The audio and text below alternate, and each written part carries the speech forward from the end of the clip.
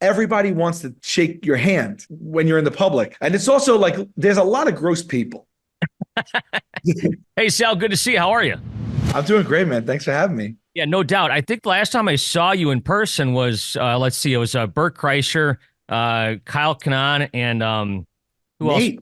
Nate. That's right. Nate Bargatze. Yeah, that's right. That was here at the Fox, and I think that was pre-pandemic, if I'm not mistaken. Wow, that was 2017, I think. Wow. Yeah, I guess it was pre-pandemic. Yeah, that's crazy. Wow. Oh, so you came out? That's awesome. Yeah, that was at the Fox, which is a really nice theater in Detroit, maybe one of my favorites. But this time around, you're going to be at the Fisher Theater coming up on February 21st. You're really getting ahead of this, aren't you? Absolutely. Yeah, man. Well, you know what it is? I just released my first stand-up special. It's called Terrified. It's on YouTube now. And so kind of like announced the tour with the special. So I'm just kind of like could never start early enough. You know, it's going to be a huge tour by the end. By the time I'm done with it, I'm sure I'm going to be at like 100 cities. So just can never really, can never really get ahead of it too much. Now, wait a second. This is your first stand-up comedy special? I didn't know that. It is. I've been doing comedy for a long time, but I never had the runway to do a special because the show is so time consuming.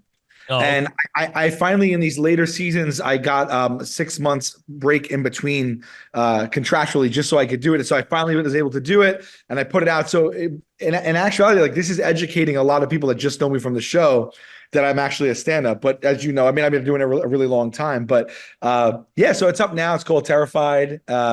And this tour I'm coming through there, it's called Everything's Fine. So if you saw the special online or you saw me on tour before, this is 100% new material. yeah, I was just going to ask you. That was my next question. So when you put out a special like this, I've talked to a lot of comedians about this. So this is like your last album, and now you're working on new stuff?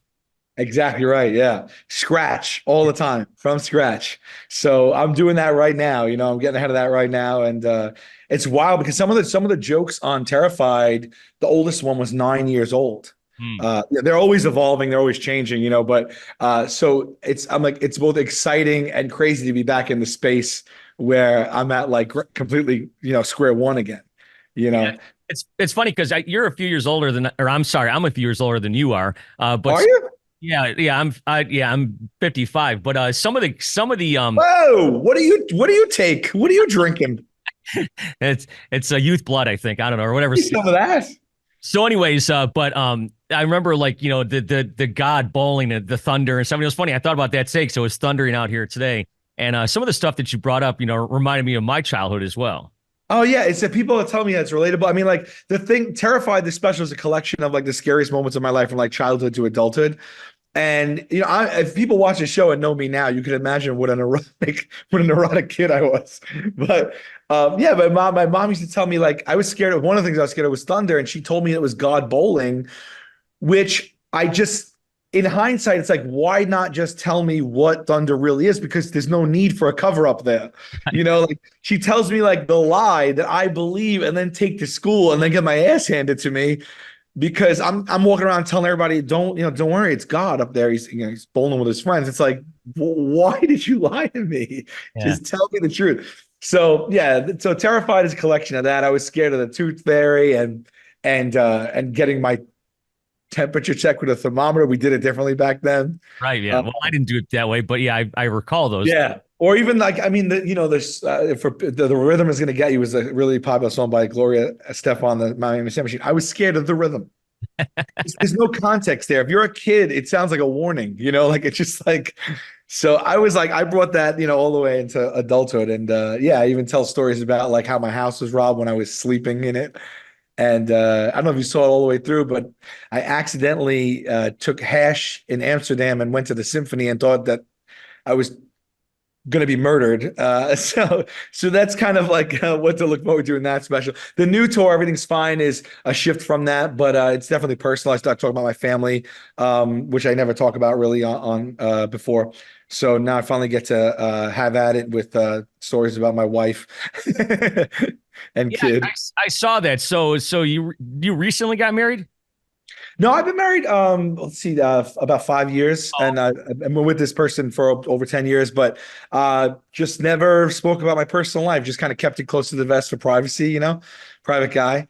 And so, and I had a kid 2 years ago, And so people like, I'm so open and I'm so available, and I play myself on television, and I have two podcasts. And so I talk a lot, and I'm always out there. And so I never mentioned it. And so I guess it was, I guess to people who are fans of mine, it kind of was like, oh my God, like it kind of took them by surprise when I mentioned it. I knew I was going to talk about them on stage in this new hour, and it was going to trickle out anyway. So I was chatting with Theo on his podcast, and I was like, you know what?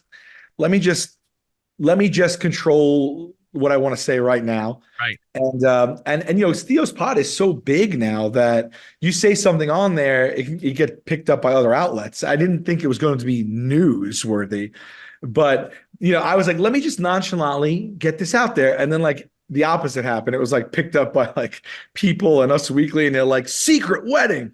And I'm like, secret? That's secret. Well, Anything I don't tell you is a secret. Is that how it works now? right. My podcast does the same thing, but I doubt Blabbermouth is going to pick up our interview. So I'm just saying this. I don't know if you know what Blabbermouth is. That's a rock website. So No, I've heard of it. Listen, I mean, pick it up, pick it up. We're here for press. It's all good. you got to talk about writing new songs, or somebody you backstabbed or something like that. But it's funny you just mentioned that you're kind of a neurotic person. I think when I met you years ago, even before the pandemic, you were a fist bumper. Oh yeah, yeah. Because so the thing is, this is like I don't have a good immune system.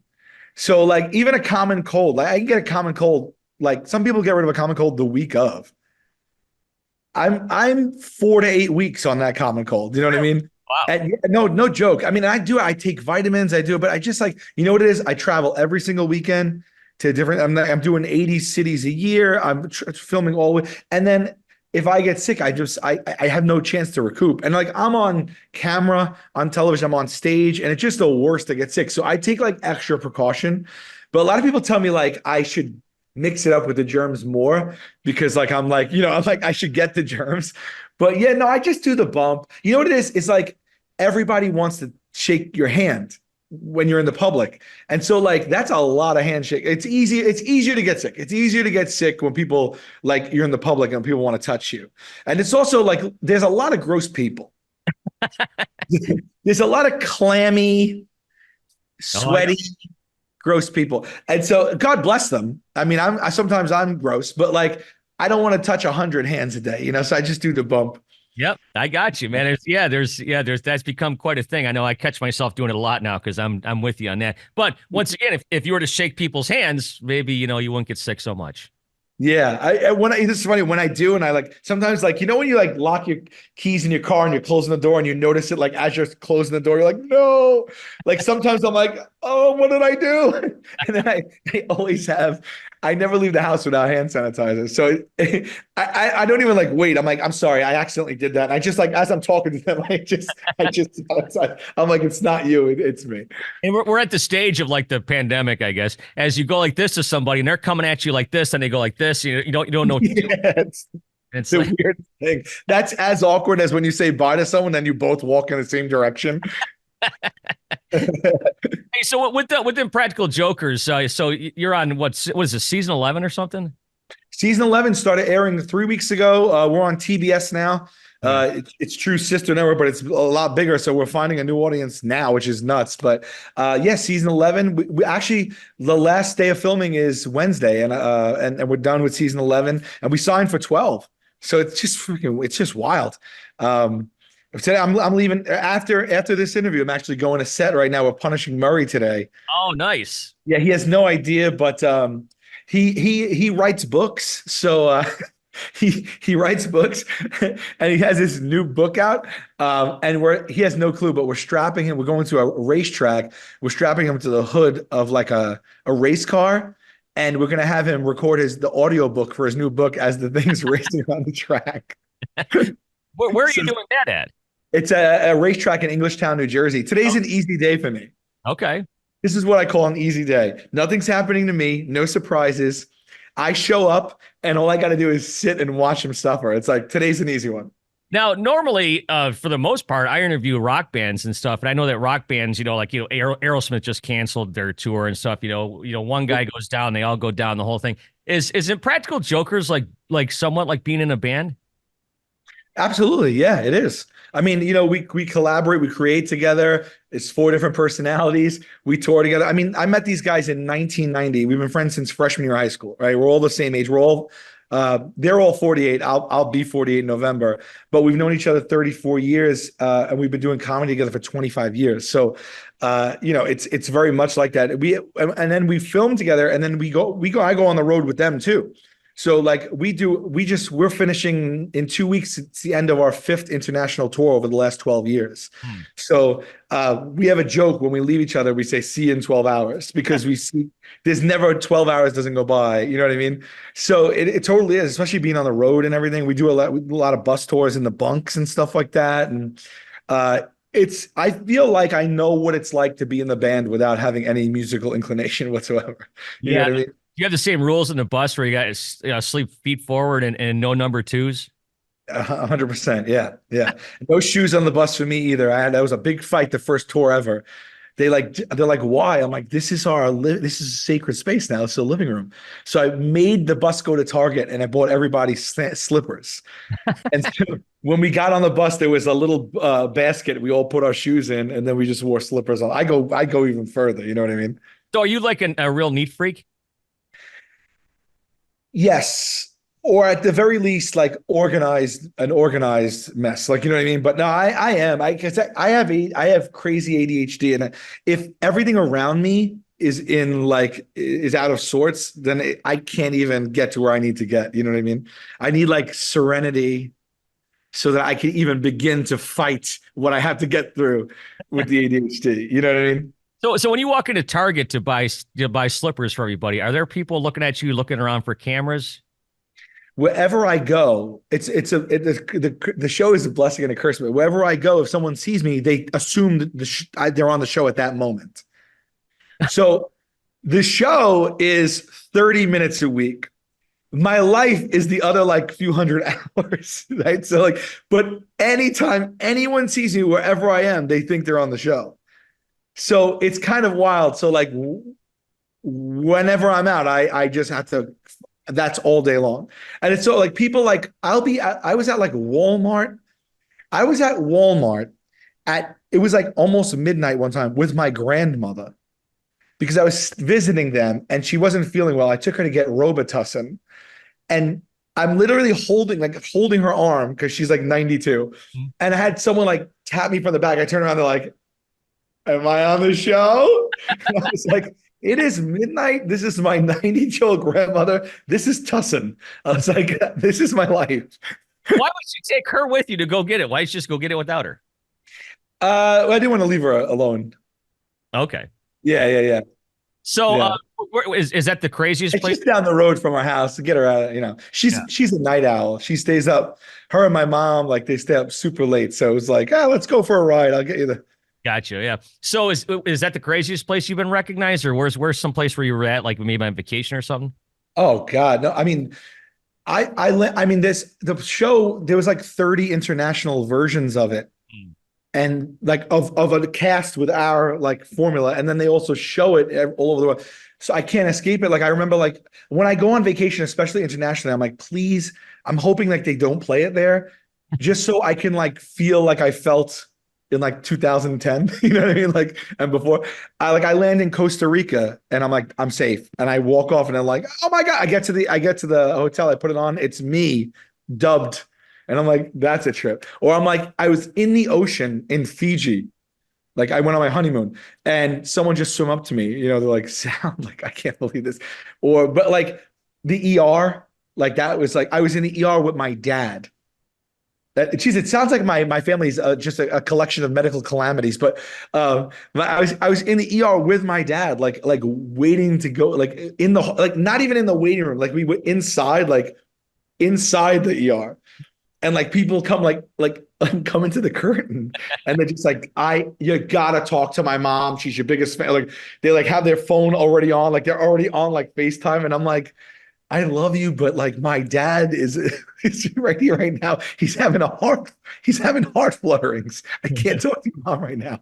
I know you You got to try to be nice to everybody. Of course, you're in that situation, I right? talk to him anyway. I just try to have a good, I have, try to have a good spirit about it. I always picture like if my mom or dad approached someone in the public, like how I would want them to treat my parents. Yeah. And so like I learned early on, like it was like a big thing to get used to. You know what I mean? Like it's a, especially when you're a private person and stuff like that. But like it's just way better to go with the current. You know what I mean? And just be like, just give in. It takes more time to explain that I can't do it than to just do it and make people happy. So when you're out there touring with the Impractical Jokers, like you just said, you're on the bus and stuff. You got anything crazy on your rider? Oh my God, we have the most boring rider, and it's comical how boring our rider is. It's gotten reduced and reduced and reduced. Like 10 years ago, we had like beer and Jameson on that thing, and we had like, we get like a case, and because who knows, we were going out like when we started touring like into 2011, we after every show, we'd be like, what we went out every night. Like we would go to all the bars and all the things and all that. I'm on stage now, and like as I'm telling the joke, I'm thinking of bed. I'm thinking of the bed. I'm like, I'm gonna get back to the hotel room. I'm gonna flip it on. Mario Lopez is gonna be on. I'm gonna relax. You know what I mean? Like it's like right now on our rider right now, I swear to you, is Tylenol, Tums, throat coat, a, a crudité, a loaf of bread, and turkey. That's our rider. Man. And Q gets unsweetened iced tea. That's the whole rider. And gum. Yeah. Well, That's the entire rider. It's so funny. Like people, we get there and it just looks like it might as well be like, I don't even know, it might as well be Joe Biden's rider. It's like, I guess on February 21st, when you're playing the Fisher Theater, I won't expect any after party. it depends. No, I mean, you know what I do? If my friends are like my buddies that come on tour, I bring other comics and stuff, and we still have a hotel hang. Like I'll take my dinner and I never eat before a show because it's just like I can't even, it's just too much. So I always take the dinner back to the, so we go back to the hotel room, maybe smoke a joint or something, eat our food, and like we'll watch, we'll just talk comedy and hang and stuff. So if you come hang out, you're welcome to come back and eat dinner at the room and watch some comedy. So I think I heard you talking about that with Theo too. Have you cut back on the weed? I do try to. The pandemic was insane. I like because I wasn't a weed smoker until 2018, pretty late in my life. Like, right? I mean, like I wasn't whatever I was. I don't even know, like late 30s or whatever it was. No, not even 2018 to 16. I was 42 when I started smoking weed. Hmm. And it was like fine. It was like it became so much easier. Like I never knew like who do I buy this from? How do I roll this? Like, is this like, am I going to get in trouble? Like, how do I know this is good? Like, and then it was like, oh no, my friend handed me one time like a vape, like a pen. And I was like, what is this? Like, there's no scent. I don't have to roll anything. And then I was like, I'm checking this out. I remember I was in San Francisco and I went for the first time and I just was like, bought a bunch. But then like during the pandemic, dude, you might as well call me Cheech and Chong. I was like all that. But now for the special, I want to like, I had a daughter and then special, and I wanted to like lose a bunch of weight and stuff. And like, dude, I lie to myself. I'll smoke and say like I always eat. Like I'm waiting for them to like I heard rumblings that they're gonna make this weed that makes you like not hungry. Like I'll be the first online for this thing. You know what I mean? Because I'll always eat and I always smoke, and I'll end up eating, and I'm always like, all right, I can only smoke if I don't eat. And if I eat, that's it. I'm taking away the smoking. And I just play this dance with myself where I'm like, so I got to do it cold turkey. And I'll do cold turkey for like a few months. You know what I mean? And I'll just lose all my weight. And then all of a sudden, like when I finally take it again after like months, it's like, that's why I did this. You did look good in the special, man. Thanks, man. Yeah, man, I lost like 50 pounds. Wow. Yeah, just Was it about. was it just from lowering your caloric intake, or were you doing anything else? Yeah, I tried to go on the Peloton once, didn't take. Ah, No, yeah, it was literally just eating better, intermittent fasting and stuff. My buddy Chrissy, I do two podcasts, and one of them is called Hey Babe, but my buddy Chris Stefano, he's another comic, and he had big results from intermittent fasting. So he was like, try it, and I did, and it really, really did work. Yeah. yeah. I didn't think that he was that big, anyways. Was he ever? He fluctuates a bunch, but he carries it well. He's a big dude. Yeah. But like But like I don't smoke in the day. I only smoke like at the end of a day when I need to unwind and try to go to sleep, like after all day working. So I'm eating right before I go to bed. So that's the big thing, really, is just not eating like in bed. You know what I mean? Like, and then going to sleep. That worked. That worked for me. That worked wonders. Now, isn't Chris from here, from Detroit? Chris from Queens, Oh, okay. What am I thinking of? Yeah, I guess I screwed that up. Yeah. Detroit. I'm trying to think what comedian friends of mine are from Detroit proper. I'm not positive. I mean, you probably, I don't know how many times you've been through here, and every city's different. You probably got a story, but is there anything from Detroit that you can relate to us? I've been to Detroit a ton. Let me say, a lot of times, unfortunately, like it's like I'm in a city a day, Right. and so I fly in, check in, go to the show, whatever. But no, Detroit, I really do like it. The last time I was there, I stayed at this really cool hotel. It was an old firehouse. Hmm. Do you know it? No, I'm Um, not. It's got to be downtown somewhere, I'm it assuming. was downtown, and there was a restaurant in it that I would recommend to people. I'm gonna try to hit it up this time. Of course, I don't have the name handy, but it was like really, really good food. And I mean, I mean, they make Detroit style pizza here, but Hmm. it's not like when you get it there, So like, I always want to get some Detroit style pizza. I'll always go look for some sneakers. Now, there's some good, pretty cool sneaker places in Detroit. I'm like, I got into that on the road because when you're sitting in a hotel room on the side of a highway in Iowa, you need a new interest. So, but So, yeah, it's like Motown. I mean, like, it's my favorite. Like, I'm into soul music is my favorite music of all time. So funk, soul, and stuff like that. So, I mean, whenever I'm there, like, it just, I try to like. I'll take any Rex, by the way, if you have any. yeah, dude, the Hitsville, USA, in Motown Museum. I never, believe it or not, I've never gotten there, but like, I would love to go. I've been here since 1995, and the first time I went was in November with Charlie Benante from Anthrax. He was on the Pantera tour. Yeah, well, yeah. First time I ever went there, and Charlie knew more about Motown than I thought he would. Oh, for sure. I'm sure then. Yeah. What did you enjoy it? How was it? Loved it. I thought it was great. Do you know the Anthrax guys? They're from your area. Yeah, I know. What's his name? Scott or Frank or Yeah, Scott Ian, right? yeah. Yeah, yeah, yeah. I met him once. I don't know him, but like a lot of my comedian friends are friends with some of them. My buddy Big J, he's like a rock. He used to like open for a lot of rock bands and stuff, and like he has like a rock forward podcast and a radio show.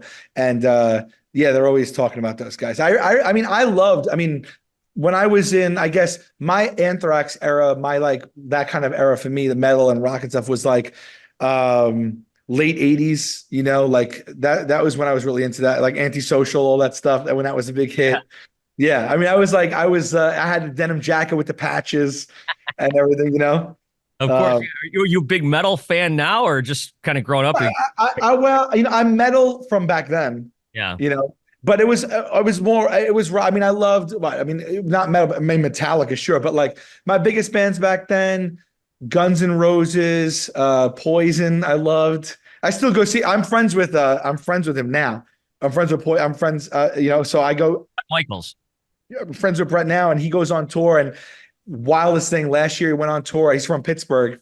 I happened to be in Pittsburgh at the time, and went on stage with him, sang. Like, if you would have told me in seventh grade, like the first tickets I ever got, concert tickets I ever had were Poison, Nassau Coliseum in Long Island, February 14th, 1989. Wow. And I mean, to just think, I mean, I used to sit there in my notebook and write like, Metallica, and write out like and write out Poison. And I just would tell him, I'm like, and he's the nicest guy in the world. I'm like, if you have any idea, like it's just insane. Like the people you get to meet now from being like a public figure, it's just wild. I Yeah. love to meet the Metallica guys too, but Yeah. The Metallica guys are great. Brett is one of the nicest guys I've met in this business, without he's question. he's genuine through and through. Yeah. Like the second you meet him, it's like it's wild. And he came on our show, Yep. which was really cool. So and he killed it too. Yeah, you got to be surprised, like you're saying, about the celebrities that you might meet, especially in the rock world, or actors or something that appreciate what you guys do. You never know who sees the show. You never really know who it reaches. And then every once in a while, you get like you get kind of like a inventory on it, and you're like, this is unreal. Because we still feel like an underdog little show. Mhm. We're on basic cable, and not everyone, I mean, I don't know. I didn't watch Game of Thrones. So like the whole cast could walk by me. I wouldn't know them, so it's not like, and that's the most famous, so you never know who knows. And then there's people that like you find out they know, and you're like, I can't even believe this, like the biggest comedians and actors and musicians. And sometimes they're very kind with their words. And it's just like, it's just, it doesn't get old, you're just like, I don't know what to say. Thank you so much. Well, I'm sure my son would be excited to meet you, since he sometimes I go in his room and he's sleeping with your show on. So You play the goddamn thing enough. I know that. yeah, I know it's on all the You can't escape it. exactly. But February 21st at the Fisher Theater, Everything is Fine. Of course, Terrified is out right now, and that's free on YouTube, which is really cool. That's got over 1 million views. Yeah, I just was hoping to break that million. Like they say try to break 1 million within the first 3 weeks. We did that. And so it's rolling on, and a lot of people are seeing it for the first time, and it's being well received. So I'm just psyched about to finally get it out and get it up. You know what I mean? Yeah. Hey, real fast, what did you think? I don't know if you saw it. Did you watch the Joe Rogan thing the other day? Because that was live one take. What did you think about that? I didn't see it. I plan to watch it tonight, actually. I Yeah. didn't get to see it, but I'm in the group chat. I mean, all my friends are comedians, so like I'm in the group chat getting feedback on it and everything. It's the trend now is the live one. Like Chris Rock did it. Like it's kind of wild to do it live. I mean, it's exciting. I would do one. I would do one live. I would do. I mean, it's got. Did you see it? I did see it. How many shows did you tape to create yours? I did. Normally we do two. I wanted to really get it right. I did four, although I only took from two when I edited it. Yeah.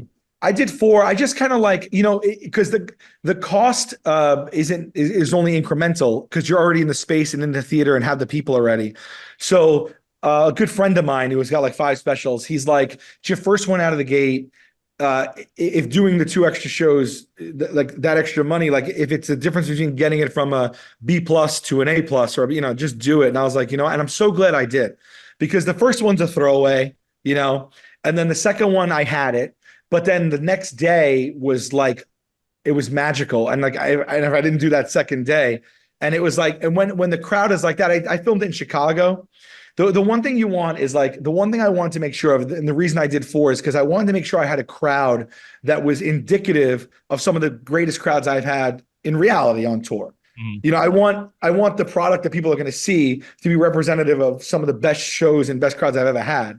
And so you never know. You just know who's showing up. And so I was like, all right, and I have 4 shots at a really solid crowd. But Chicago, man, they showed up. I mean, it was four. They were four of the best crowds.